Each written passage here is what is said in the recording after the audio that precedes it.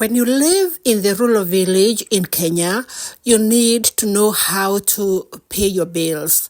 And one of the ways to pay your bills is to keep animals.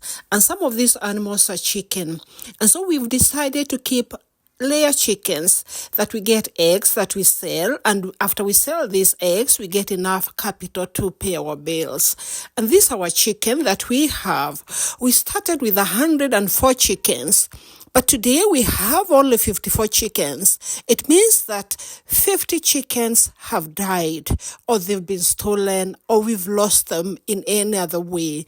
These are our chickens that are 1 year old. We purchased them in September 2023. And so today they are actually 1 year old chickens, and they're layer chickens. Layer chickens are chickens that are bought specifically for laying eggs. They're there to just produce eggs that you sell, and that's where you get your money. And so we have our layer chickens, and today is the first day that we allow them to go out.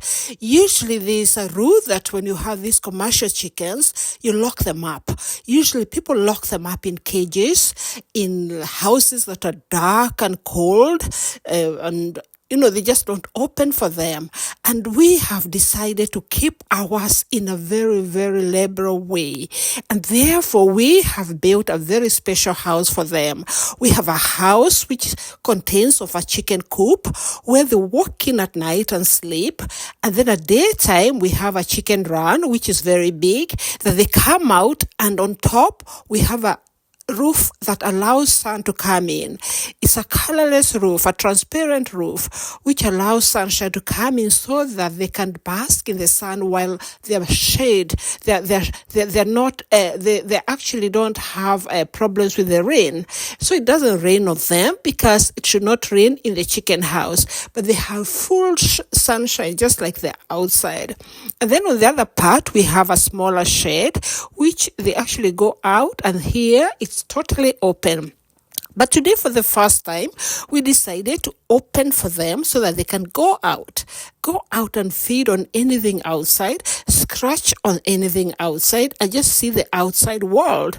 And today they're really enjoying because they're having their day out. We've decided that we shall be allowing our chicken to go out at least twice a day, or even once a day for 2 hours. This is very good for their mobility, for their muscles, because they can walk, they can run, they can jump, and they can experience a lot of things that they don't experience when they are locked up in this little nice chicken run of theirs.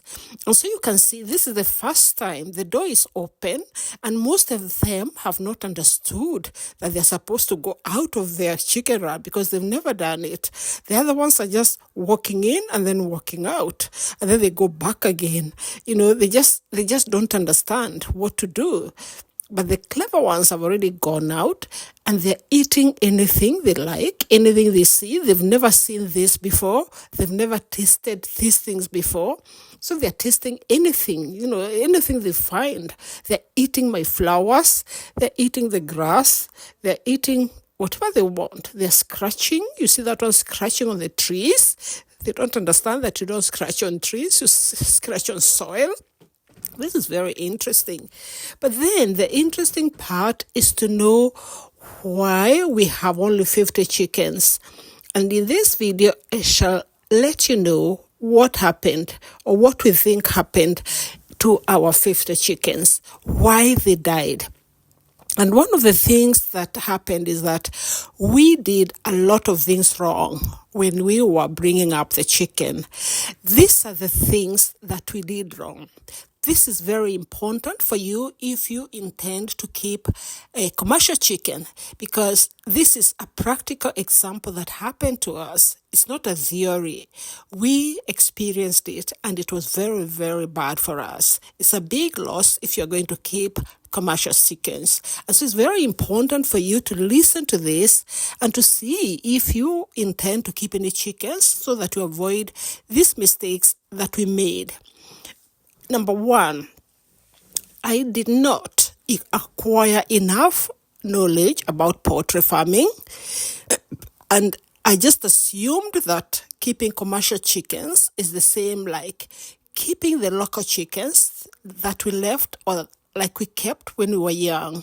We used to keep chicken when we were young, and they were local chicken. And we did nothing to them. They just lived on their own, ate on their own, and they were okay and gave us the eggs. We never counted the eggs. And no medicines, no vaccinations, nothing. And I assumed this is the way you keep also the commercial chicken. I was entirely wrong. You should not think like that. I did not prepare the house before arrival of the baby chicks. I thought it's just like the local chickens. They will sleep anywhere as far as there's a roof on top. And so I built this very beautiful house that I thought was enough for them. But I later on came to know that I needed to prepare more of the house. I needed to do a lot in the house. I needed to put a lot of things like the wood chips. I needed to keep the lights on throughout the night. I needed to have warming pots for them. I needed to put water inside. I needed to have them very warm and check their temperature all the time. I needed to have ventilation. I didn't know all these things, and I did not do it. So my chicken babies came, and I just left them like any other chicken. The next thing I didn't do is I did not check the temperature of the house at any time before arrival, after arrival, or at any time in their life. The next thing is I did not have any warming elements like charcoal pots or lamps at any one time. And this meant that we did not know the temperature of the place. And other than that, there are so many other things that we didn't do. The thing is that when you start keeping chicken, you should weigh them so that you know if they are increasing in weight. We did not weigh our chicks at any one time. We did not have a weighing balance at any one time.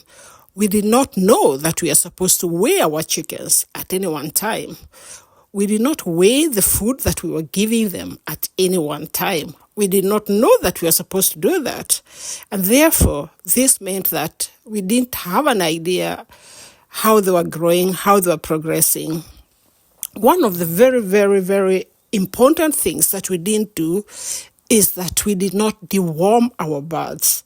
From the day they came up to today, we didn't ever deworm them. We didn't think about it because we never thought about it with the local chicken. We were thinking locally, thinking we have local chickens. This was a very big mistake. The other thing is that we did not know about the vaccination program. You are supposed to have a vaccination program from the first day that you get your chicken. They're supposed to get a vaccination just before they arrive in your farm. We did not inquire, or we did not even get the information if they were vaccinated before they came. We did not plan for any vaccinations. We did not do any vaccinations. And up to today, we have not done any vaccinations at all. And that led to the loss of the 50 birds. Then what happened is that when we got our chicken, the person who delivered them to us brought them in 2 bunches. Bunch number 1 came, and after 1 week or 2, we got the other bunch. These chicken were different ages. And so when we received them, we just treated them like the same age of chickens, which meant that we were giving them the food for that age that we thought they were, which we didn't even know. We just guessed. And this could have led to the fact that some chicken were probably getting baby food when they were no longer babies. They had grown out of the baby food, and vice versa. And I think that can also have led to a few of the deaths. The other thing is that we didn't do any, we did not separate them from the other chicken. In the compound, there were other chicken, local chickens, big ones. And when they came, they were all mixed together.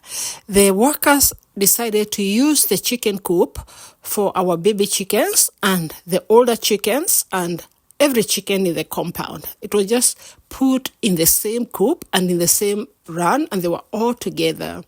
This was one of the most dangerous things that we ever did, because of course there are a lot of viruses and disease in the older chickens that just spread to our little babies. And this led to our 50 chickens dying. Although they didn't die at the same time, they died at different times, but all the same, they died. We did not debeak them. Because we didn't debeak them, they actually started to attack each other, and this led to a lot of the death, because they developed wounds, and those wounds got infected and they died. And this led to part of that percent of the 50 chickens that died. The other thing is that we had very many cocks. So in our chicken, in our chickens, we had about 20 cocks, which means that we had paid for layers, but we got more than 10% of the birds were cocks. This meant that we were actually spending a lot of money feeding cocks that we expected to lay eggs, but of course they turned out to be cocks, so we never got any eggs from them. They all survived and none of them died, which was very good. The most important thing that we did not do to our chicken is what everybody must do. And this is very important. And that is, we did not take any biosecurity measures. Never, even once, did we take this. What is the biosecurity measures? It is the food dip that you have at the front or at the entrance of the chicken coop or the chicken house or the chicken run, or any place that you're going to pass through as you enter the chicken. It is washing your hands with some disinfectant. It is changing your clothes. It's having your working clothes, boots, cleaned before you enter the chicken house. We did not do any of this. We haven't done it up to today. And this led to our 54 chickens, or rather 50 chickens, that died. And this was the most important measure that we didn't take. And I think this was the biggest cause of death to our chicken. So if you're watching this video, I hope that you will avoid these mistakes so that you can have a nice chicken farm. We will be talking about the things we did to be able to have the 50 chickens surviving. Thank you. Bye.